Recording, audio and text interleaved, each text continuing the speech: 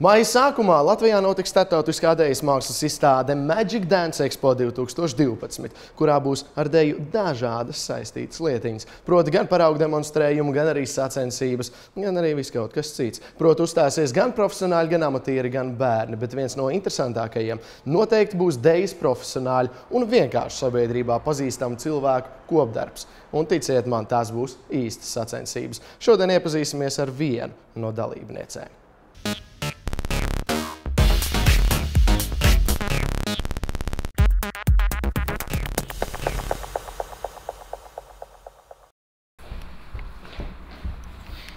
Dan, dan, dan, dan.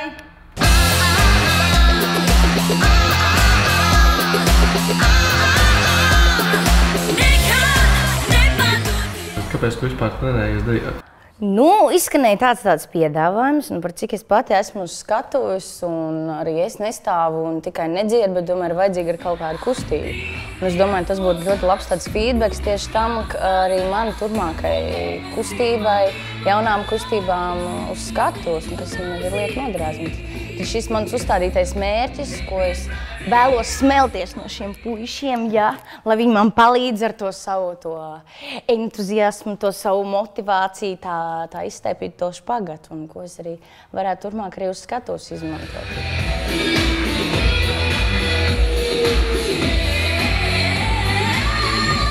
Kad es biju maziņa, es ļoti gribēju iet sporta dejās, bet es aizgāju prom, jo man nepatīk mans deju partneris. Ja tu man tagad dzirdi ļoti piedod. Nē, tad arī man nebija sarkani mati. Bet nē, man patīk dejot.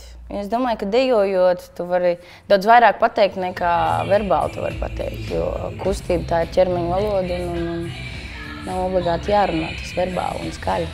Kā ir mācīt cilvēku? Jāredz, ko viņi māk, viņu maksimums, un uz to līmeni arī tā kā iet, Tāpēc nevar viņam prasīt vairāk, nekā viņi māk. Tā arī samanta, mēs cenšamies to maksimumu no viņu izspēst. Ar kaprīziem, bet cenšamies. Ir jau grūti, ir jau tas, kad ir tās beigas, tās jau ir pašas grūtākās, un kā jau man puiši pirmie teica, ka liksies, ka nav nekādas jēgas no tās staipīšanās, liekas, ka nav nekāda rezultāta, ka sāpēt viss sāp, bet ka nav nekāda jēga, bet nē. Man jau, kad mazliet mājās pastēpt, es saku, ka ir jau labi, ir jau daudz vairāk priekš. Man liekas, ka man nekā nesanāk, nav nekā. Kāda jēga iztaipīties te kaut kādu mēnesi vairāk ārprāts, nekur nekādā labumā nekas. Bet kas vēl uzstāsies? Kāpēc tad tu šeit trenējies 3 reizes nedēļā? Pret ko tu sacentīsies? Tad mēs jau arī radio intervijā tā runājam. Es saku, Markus Rīvats, tas bija mans konkurents. Viņš saka, Samanta, es esmu tavs konkurents, tā kā tā.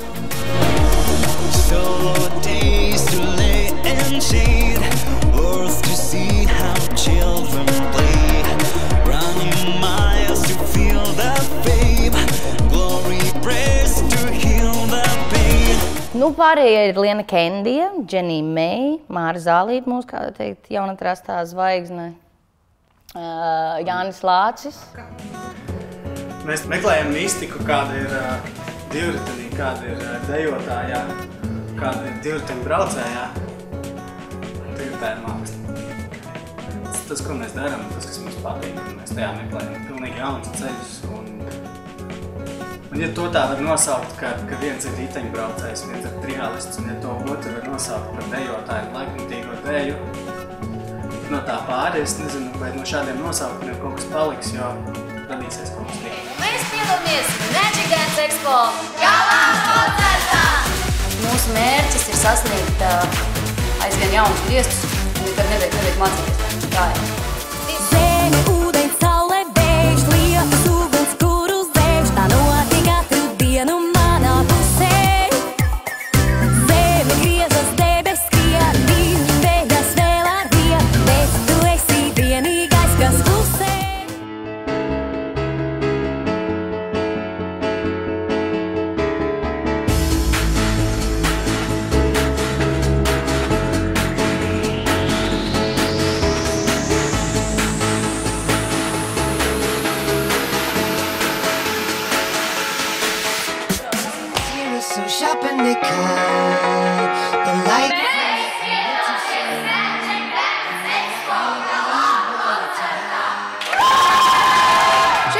mēs apvienosim deju kopā ar modu, kur moda būs atkarīga no dejas un deja no modas. Novēlam visiem veiksmu un tiekamies jau 6. maijā.